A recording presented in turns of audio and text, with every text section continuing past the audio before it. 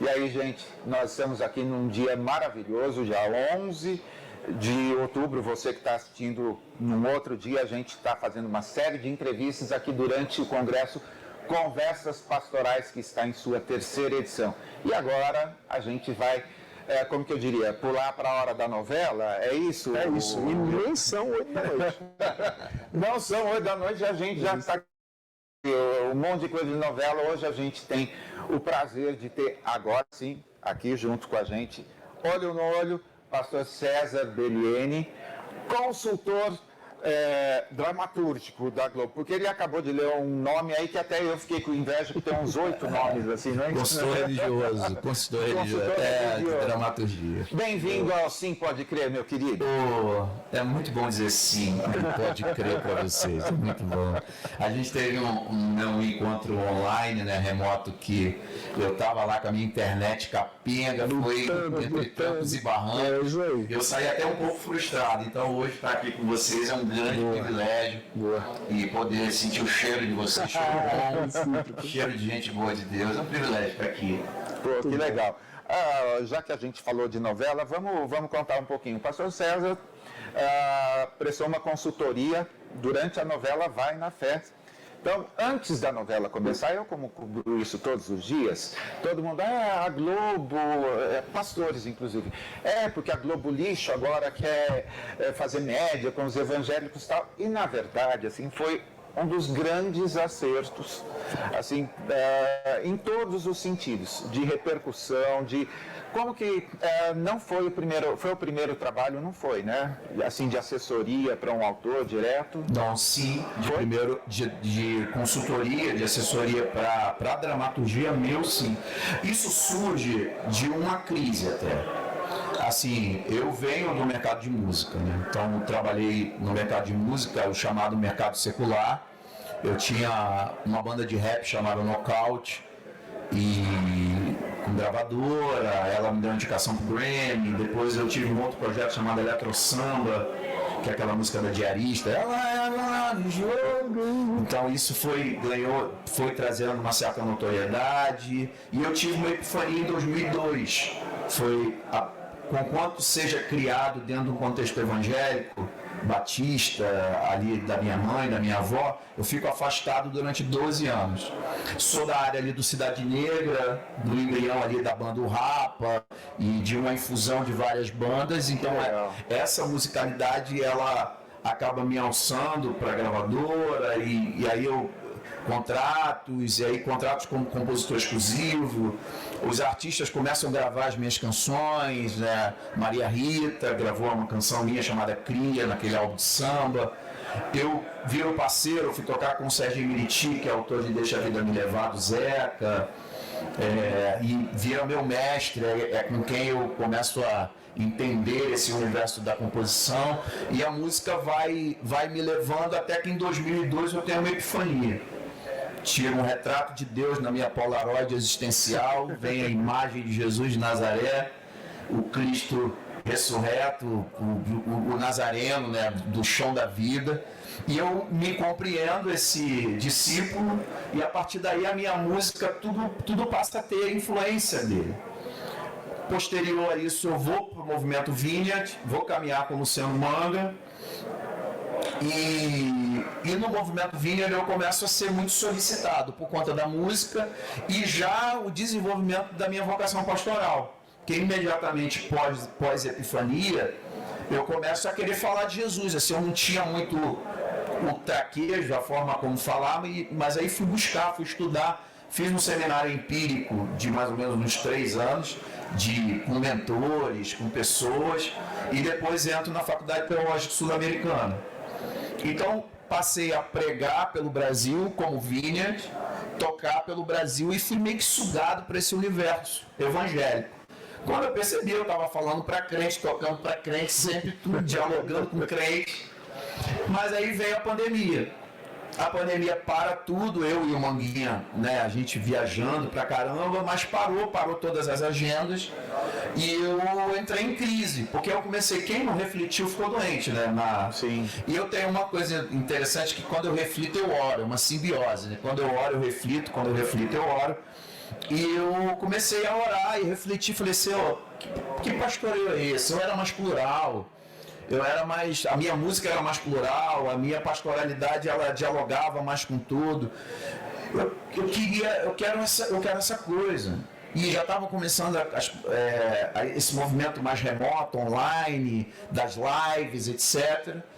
E eu recebo um telefonema de uma pesquisadora. Uma semana depois dessa reflexão / oração, eu recebo um telefonema de uma pesquisadora dizendo me perguntando se eu entraria numa sala de Zoom com a Rosane Svartman. Até então eu não sabia quem era a Rosane, né? E eu entrei nessa sala de Zoom com ela queria fazer uma protagonista evangélica, já era Vai na Fé, ela queria um núcleo evangélico, mas ela queria saber sobre música. Ela sabia que a música era muito heterogênea, que a música evangélica você tinha um contexto pentecostal, você tinha um contexto mais worship, você tinha MPB, evangelístico, congregacional, enfim. E aí eu comecei a explicar para ela que o conceito de música dentro da fé cristã, ele tem uma lógica de adoração, e que a adoração é para dentro, e que louvor é para fora. E eu falei assim, mas a adoração para os dias de hoje precisa ser entendido a partir da adoração do que é o Antigo Testamento, do contexto judaico. Aí ela virou, sou judia. Eu falei, então você vai entender tudo. Sabe Abraão, Isaac, Jacó?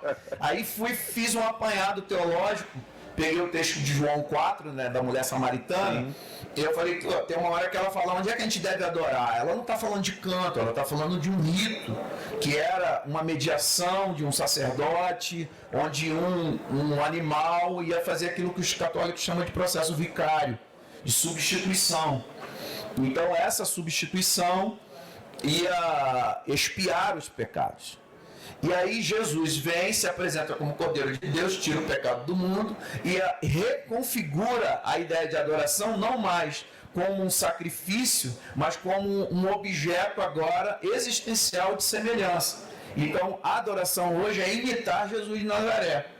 Hoje a gente falou sobre isso aqui, né, no congresso. Então, imitar Jesus. Logo, dentro do que concerne a adoração, o louvor passa a ser o canto a respeito disso. Nessa hora, cara, ela começava a anotar. E eu fui percebendo, e aí, a reunião durou 1h e pouca. Ela falou assim, eu posso pegar o seu WhatsApp, porque eu acho que eu vou precisar de mais do que música. Entendeu? E ali, a partir dali, a gente começou um relacionamento que culminou na contratação da minha pessoa como primeiro pastor a ser contratado na TV Globo para cuidar de dramaturgia. Eles reconheceram, eles chegaram, ninguém é inocente, claro. Sabe? Existe aí um caminho que a gente está para uma hegemonia, mas eles chegaram, e isso foi mais o que me trouxe tranquilidade e calor no meu coração. Assim, a gente reconhece que até então nós fizemos uma caricatura, sempre foi pejorativo, a nossa referência eram os televisivos, eram essa coisa estereotipada, e a gente está querendo agora trazer um olhar mais fidedigno, um olhar que seja mais sensível desse segmento. E aí eu entro e começo todo esse processo. Então isso abrir uma janela na minha existência. Em Renascer você participa também? Então, aí quando terminou Vai na Fé, começou a Renascer. Em Renascer eu tive já o sucesso de Vai na Fé, como você estava relatando, né? Foi uma novela que ela, em todos os sentidos, ela foi muito bem aceita. E principalmente naquilo que era o meu papel de ser esse norteador teológico, né? Seja na escolha das músicas para o coral, seja nos sermões que eu escrevia, porque os sermões do pastor Miguel eram feitos por mim, as orações. Então isso estabeleceu um olhar muito eficaz para com a minha consultoria. E aí em Renascer, eles decidiram, eram 2 padres na primeira versão em 1900.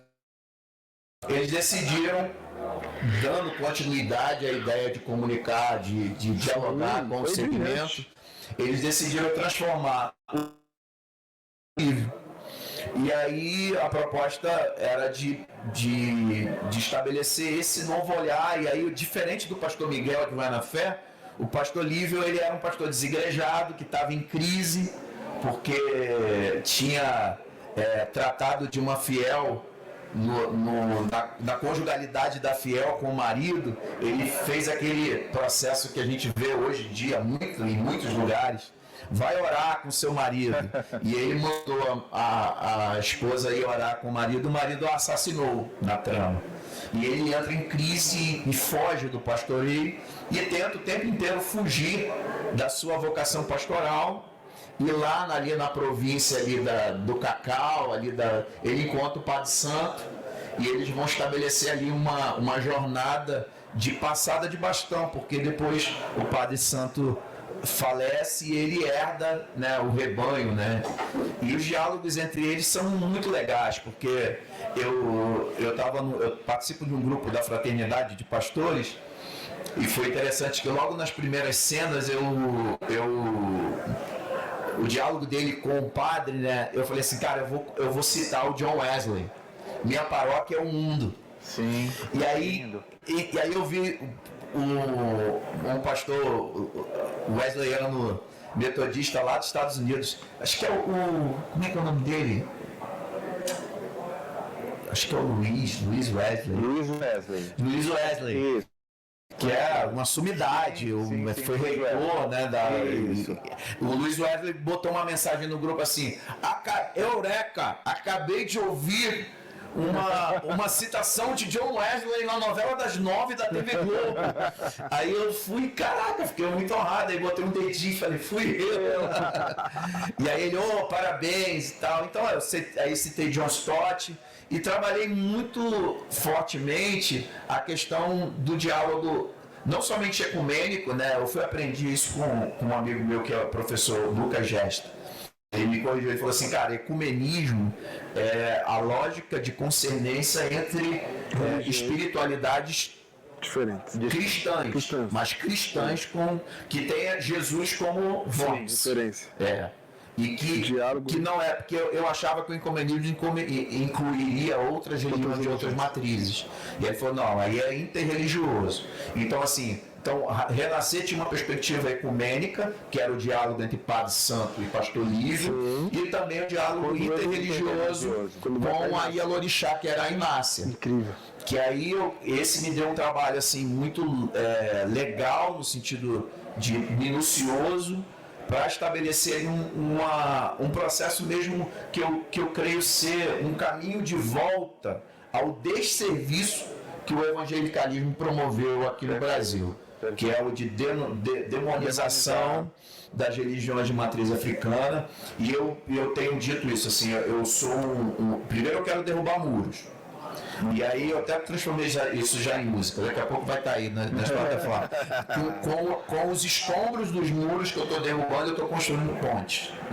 Então a ideia é construir pontes para legitimar, porque eu não tenho o direito de dizer que determinada entidade é do diabo, eu não tenho. E eu acho que tanto vai na fé com os roteiristas, que muitos deles eram de religião de matriz africana, quanto em Renascer, na tela, no diálogo entre Pastor Lívio e Inácia, é possível você legitimar a fé do outro. E legitimar não é concordar. Claro. Sabe? Legitimar é dizer, você tem direito, eu respeito você, a sua ancestralidade. E tem coisas lindas que a gente pode...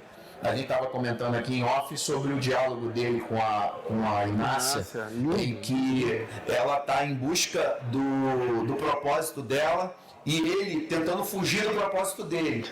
E aí ela vem numa perspectiva de matriz africana, ela chama de Odé, que seria o equivalente dentro do Yorubá, da matriz, eu posso estar falando até bem, não sei se é Yorubá, mas da matriz africana era a ideia de propósito. E aí eu trouxe para o Pastor Lívio, que era a ideia do telos. E aí dentro da cena ela fala, mas eu tenho um telos muito grande. E eles vai. E o final dessa cena é interessante porque ela ela chega para ele, agradece o pastor, né? E fala assim, você mudou minha vida. E ele vira, você que mudou a minha. E aí eles se cumprimentam, assim, com muita, sabe, com muita fraternidade. E aí nisso o Padre Santo vem, e aí ele vai conversando com o Padre Santo, e o Padre Santo fala, o que aconteceu ali? Aí aquilo era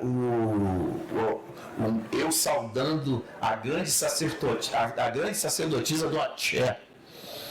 E aí ele, diferente isso, aí ele fala, como dizia John Stott, só isso, que genial. Cara, e aí, como é que é? Na diversidade, flexibilidade. Sim, aquela frase da unidade, né? Entra lá no meu Instagram, já faz o mexendo. Tá no feed, tem a cena e aí tem os dizeres, a frase. Mas ele diz no final, em todas as coisas, parafraseando aqui, o Stott na diversidade, flexibilidade e no que a gente tá junto, unidade. E em todas as coisas, amor. E aí você vê o John Stott sendo... César, como que você se sente, cara, de alguma forma, assim, nos bastidores, mas protagonizando talvez um dos métodos mais eficientes de promover mudanças, que é através da arte. Se você pegasse tudo isso que você conversou até aqui com a gente e transformasse isso num sermão, as pessoas vão ouvir, e como a gente está acostumado, 500 anos de igreja, você ouve tudo, vai para casa e não faz nada daquilo. Porém, numa novela, numa obra de arte, assim você recebe, não com o cérebro, você recebe com o coração. Então, a hora que assim, as pessoas não descobriram, semana passada eu vi que dos 10 filmes nos Estados Unidos, você deve ter visto isso, dos 10 filmes assistidos, 5 ou 6 são evangélicos, e alguns estão chegando no Brasil agora. E boa parte dessa arte, a gente tem que colocar algumas aspas, porque são assim, instrumentos de evangelização. A mesma caricatura que faziam da gente, as pessoas fazem achando que quem vai chegar no cinema, até no teatro aqui, ainda tem acontecido isso em alguns lugares, tem que ter o apelo, o bêbado se converte. Então, e você trouxe assim para o dia a dia, você trouxe a religião para o patamar da normalidade. Isso, cara, é uma coisa assim, me arrepia de pensar, porque sair da caricatura dos dois lados é um desafio, né? Sim.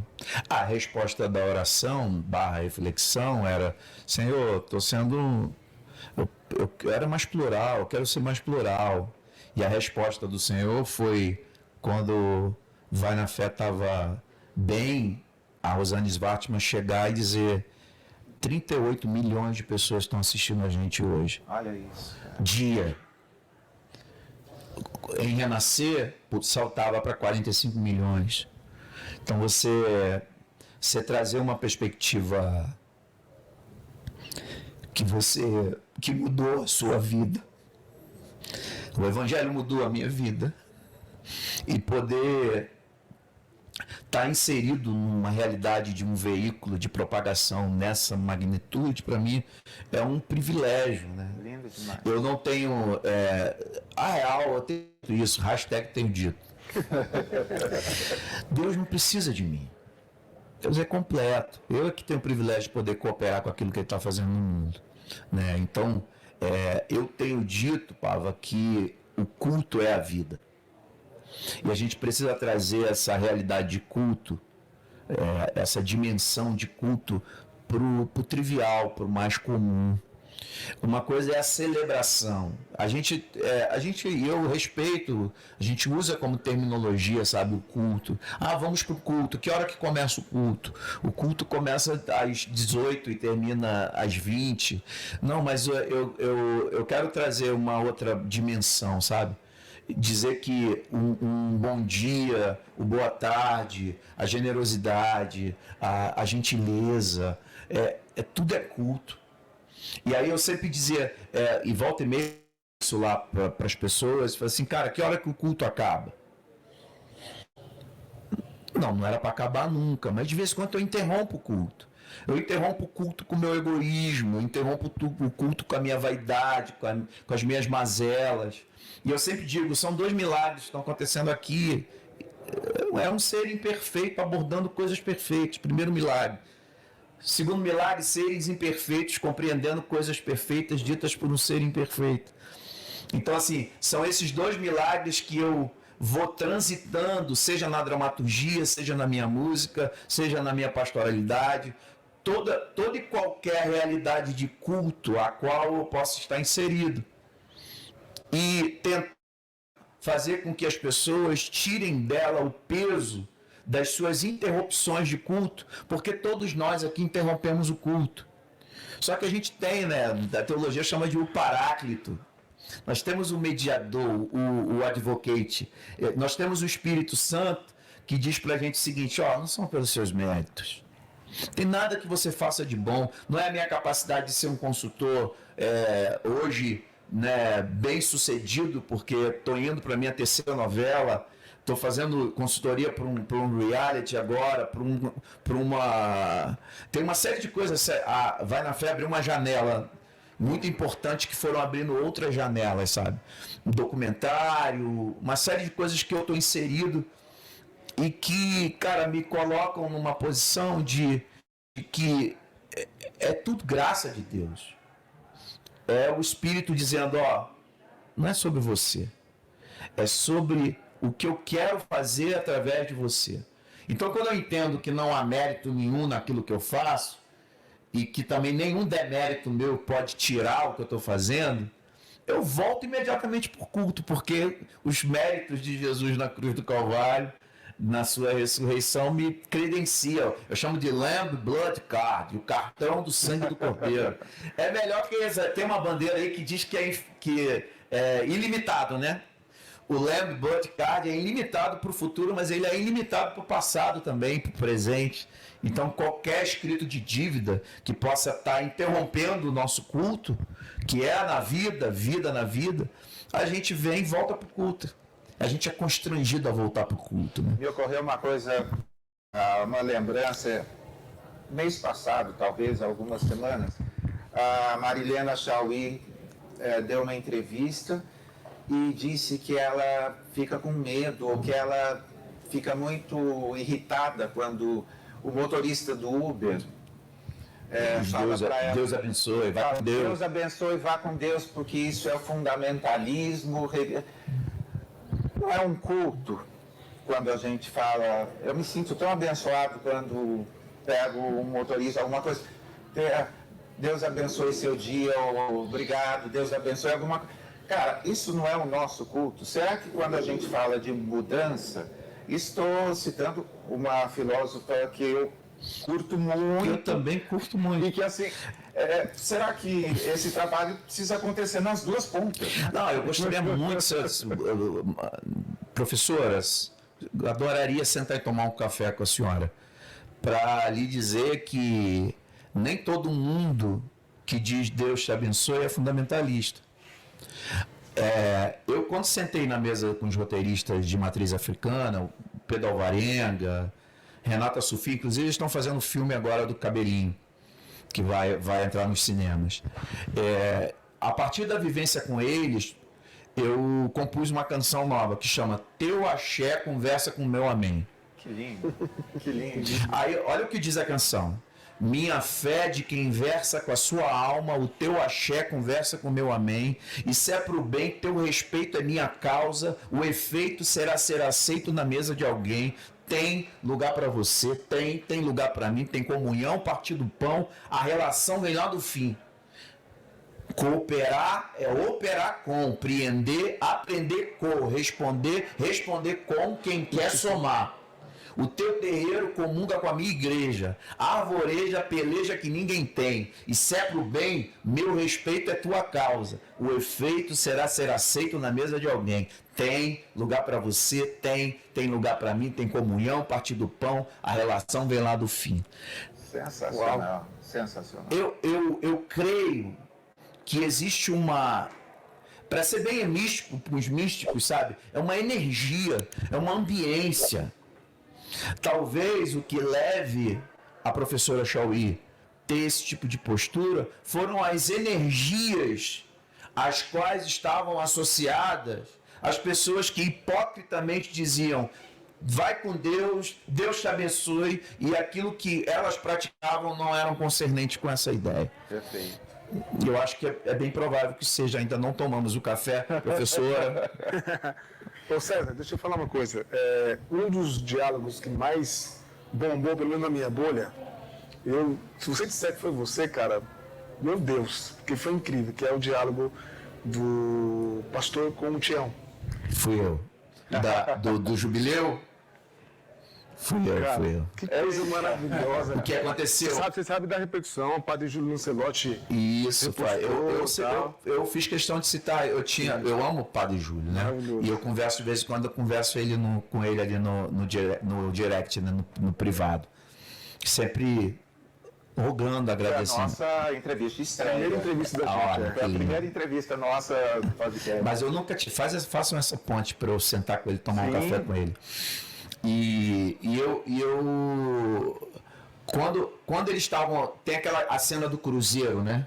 Que essa cena do Cruzeiro, primeiro, porque depois veio a do Jubileu. Isso. Porque a do Jubileu ele comentou, mas a do Cruzeiro foi muito forte para mim, porque eu assisti um podcast dele e ele falava isso, cara, eu não vim aqui para ganhar, eu não luto para ganhar, para dar certo. Eu sei que eu vou perder, porque aí eu falei, cara, a hora que eu não falhar é porque eu sucumbi. Cara, aquilo pra mim era tão forte e tinha muito a ver com a figura do Tião, né?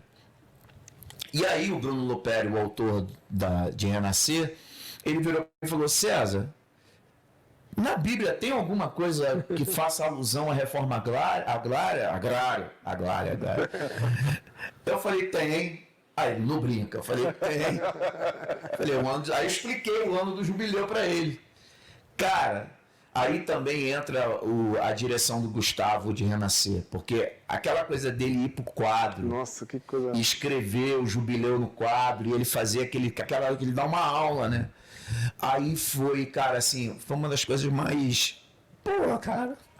Nossa, porque é uma... Tô muito chorão hoje. Esse ambiente aqui. É isso aí. Porque é muito didático. E eu acho, sinceramente, que a gente precisa se apropriar de algumas falas, porque a gente precisa ser esse interlocutor, sabe?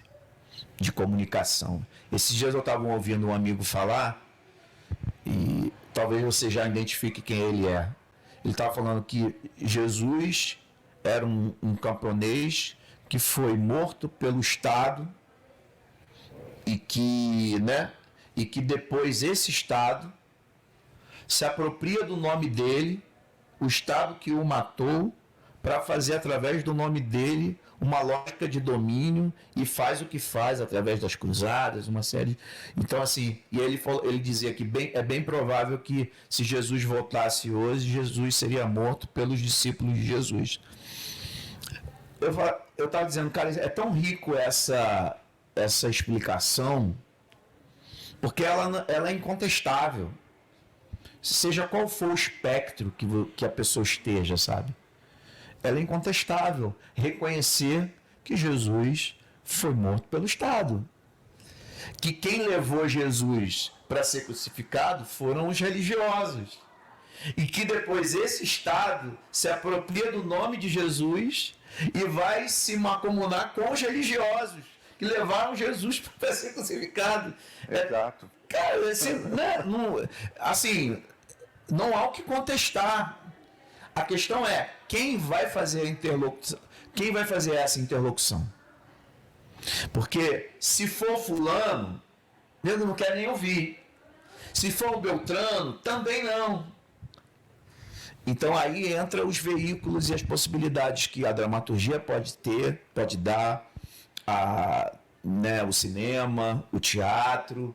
Eu tive essa virada agora, nós tivemos essa virada que a gente também falava aqui em off, né? Depois de 25 anos como movimento Vineyard Rio, lá com o Manga, nós recebemos a proposta de Betânia Sulacap, na figura do pastor Kenner. Nós nos tornamos agora uma congregação de Betânia na Barra da Tijuca.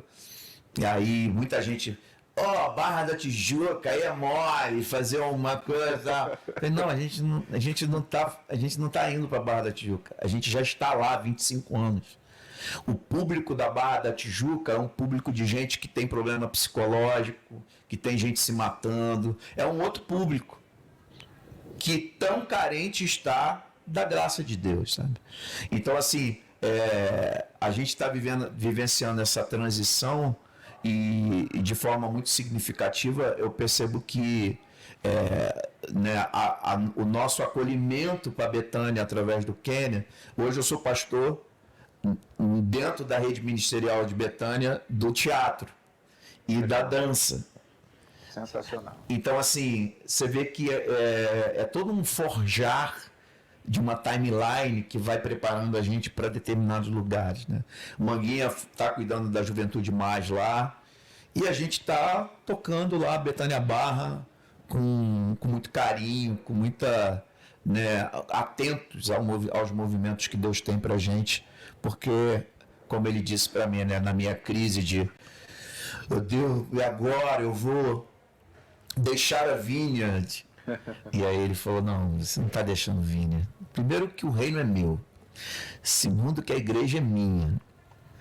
E você veio com Vineyard até aqui, porque a Vineyard é minha também. Então esse é um legado, você não está rompendo com nada, e que o Senhor nos abençoe nessa nova jornada. Amém. Olha, eu lembrei de uma coisa e eu tinha que falar assim ao vivo. Cara, você foi muito atrevido na escolha das músicas lá dos louvores, porque assim, tinha um caminho mais, vamos dizer, mais óbvio, mais simples, vamos dizer assim. E você colocou assim, cara, do que a gente tem de melhor e sem nenhum tipo, vamos dizer, coube, assim, como que eu diria, aquilo que é sofisticado precisa ser simples também. E você levou, assim, algumas das melhores páginas musicais, dos melhores compositores, você colocou e ficou de uma forma, assim, tão... rolou alguns ciúmes de alguém chegar, mas porque, você devia fazer assim, você devia fazer assado, como que é? Ali o que eu dizia até pro pessoal, às vezes eles me pediam o feedback das coisas, me demandava, a produção me demandava e tal, e às vezes eu falava assim, poxa, me dá só um tempinho, e sem querer espiritualizar muito, mas eu queria meditar naquilo que estava sendo dito para tentar, a gente, cara, não tem como fugir disso, né? Eu tentar ali entender como direção de Deus, para ser bem evangélico, uma escolha que conversasse com o texto. Então, assim, o que determinava para mim, e eu adotei isso para minha jornada, sabe? Como consultor mesmo. O texto, ele é vivo. Eu dizia isso para os atores. Eu falava assim, cara, a palavra virou uma pessoa. A lógica da dramaturgia, ela é semelhante e análoga à ideia de você encarnar um texto. Então, quando a gente escreve o roteiro, quando a gente escreve uma fala, você vai encarnar essa fala. Então, eu procurava olhar o texto e tentar perceber uma lógica de uma música que conversasse com o texto, primeiro. E tentava também, ao longo da minha história, memórias afetivas, por exemplo, quando eu escolho Porque Ele Vive, é uma música que eu entro e choro e toco Porque Ele Vive. Deus cuida de mim também. Deus cuida de mim, sabe? Uma do Kleber Lucas, mais antiga dele. Não, essa quando eu li, olha só, essa escolha do Kleber Lucas não foi minha. Não foi sua? Não, foi a Rosane. Que legal, que lindo. Da Rosane. A Rosane é uma pessoa que ela sempre dá crédito.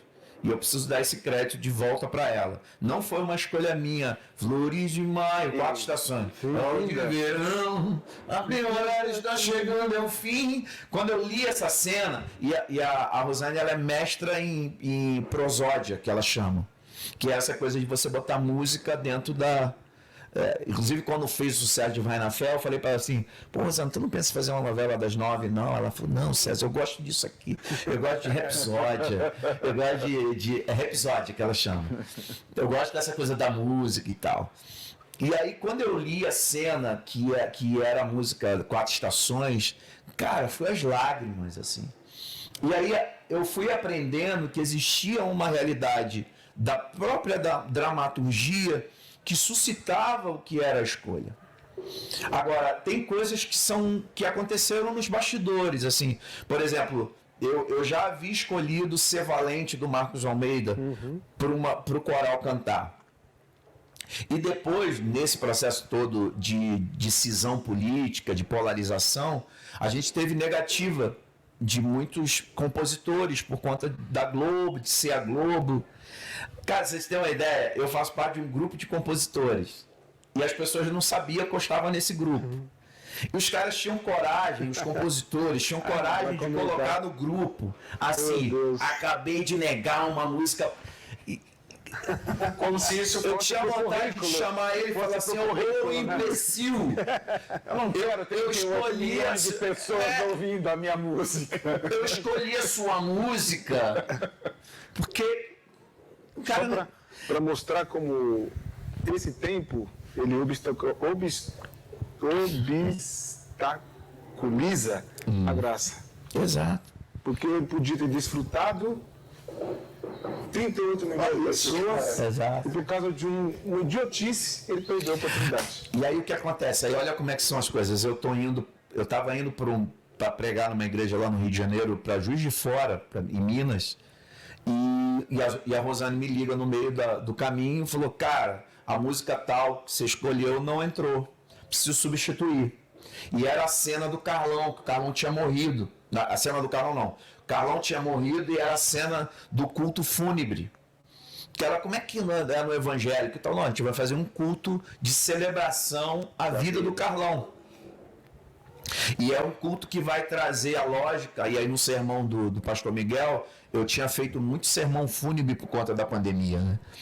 E aí eu dizia muito nos sermões fúnebres, assim, para as pessoas, eu dizia que o Espírito traga para você agora um vislumbre de como a pessoa está agora na presença do Mestre que ela tanto serviu nessa terra. Para que essa alegria traga o equilíbrio da desconexão da dor da desconexão momentânea, que isso possa equilibrar. Aí eu botei isso no sermão e ele fala isso para Sol, né? Nossa, lindo. E aí, nessa lógica de troca da música, tinha toda essa cena em que a Sol estava arrasada e o pastor dá o microfone para ela cantar. E eu tinha escolhido uma outra música que eu não vou revelar. Não vamos ter esse crédito.